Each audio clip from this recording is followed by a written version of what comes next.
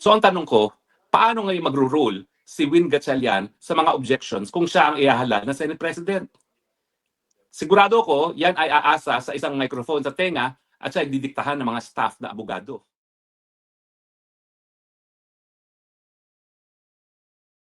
Pag-usapan muna natin si Sherwin Gatchalian. Unang-una, hindi naman po lihim sa marami na itong si Sherwin Gatchalian, nung ako ay nakipagbalitaktakan kay Risa Ontiveros sa Senado, ay talagang nagsabi, papakontempt kita dahil ako'y sumasagot kay Risa Ontiveros. Sa totoo lang, nagulat po ako dyan.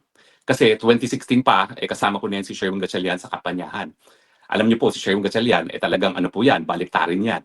Noong 2016, kasama yan ni BP Binay bilang isang kandidato sa senador. At talaga namang kami po ay nagbibidahan sa entablado, no? At ang sinasabi ko palagi, ako ay naghahanap ng asawa para kay Sherwin Gatchalian. Sino mga gusto mapangasawa? At ang daming mga nagboboluntaryo.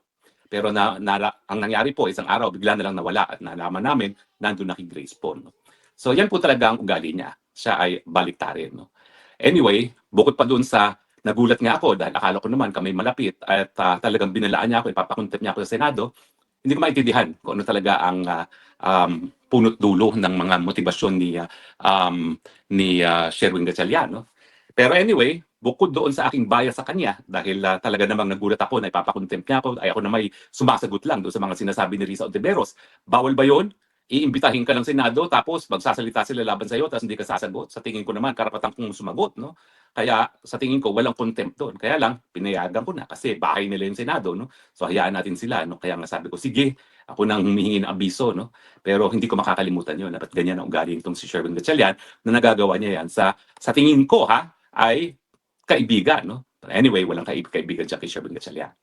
Well, alam din natin na siya ay isang anak na isang malaking negosyante, si William Gatchalian, si Plastic King. At alam natin na talagang marami siyang mga kontrata na kinakailangan ng approval ng gobyerno. Kasama na dyan ang reclamation na kabahagi ng Manila Bay. No?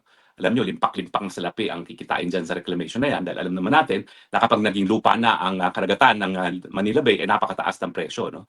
At alam natin na kinakailangan talaga may basbas ng gobyerno yan bago ka pwedeng mag-reclaim. No? Kaya naman naintindihan natin kung bakit itong si Sherwin Gatchalian talaga nagpapalakas sa gobyerno dahil nakasalalay sa gobyerno ang negosyo ng kanyang pamilya.